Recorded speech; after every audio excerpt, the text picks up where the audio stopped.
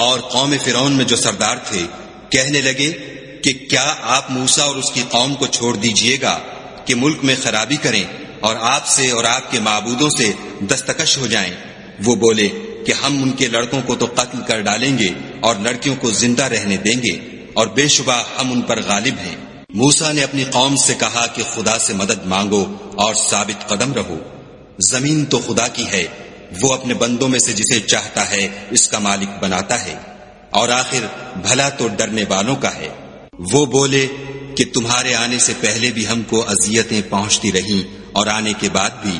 موسیٰ نے کہا کہ قریب ہے کہ تمہارا پروردگار تمہارے دشمن کو ہلاک کر دے اور اس کی جگہ تمہیں زمین میں خلیفہ بنائے، پھر دیکھے کہ تم کیسے عمل کرتے ہو۔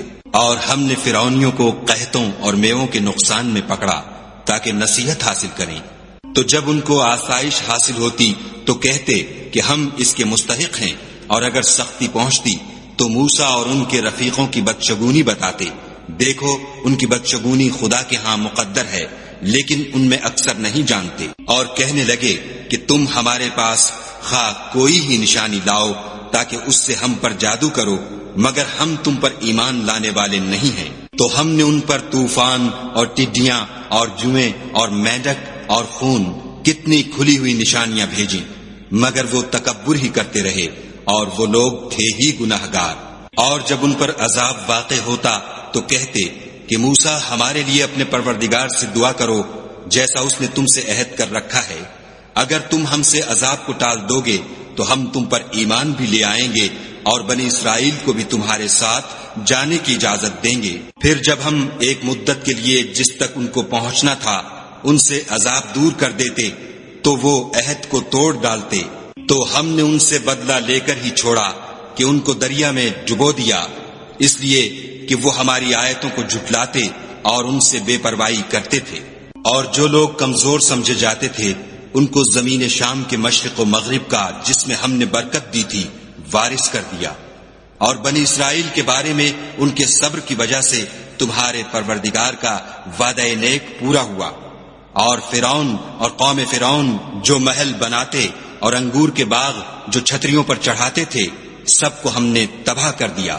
اور ہم نے بنی اسرائیل کو دریا کے پار اتارا تو وہ ایسے لوگوں کے پاس جا پہنچے جو اپنے بتوں کی عبادت کے لیے بیٹھے رہتے تھے۔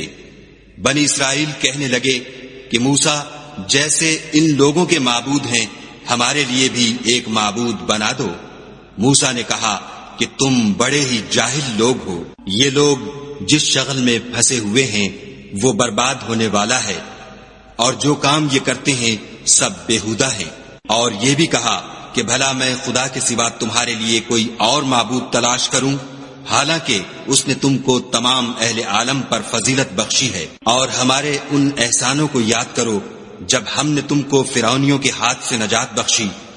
وہ لوگ تم کو بڑا دکھ دیتے تھے، تمہارے بیٹوں کو تو قتل کر ڈالتے تھے اور بیٹیوں کو زندہ رہنے دیتے تھے، اور اس میں تمہارے پروردگار کی طرف سے سخت آزمائش تھی۔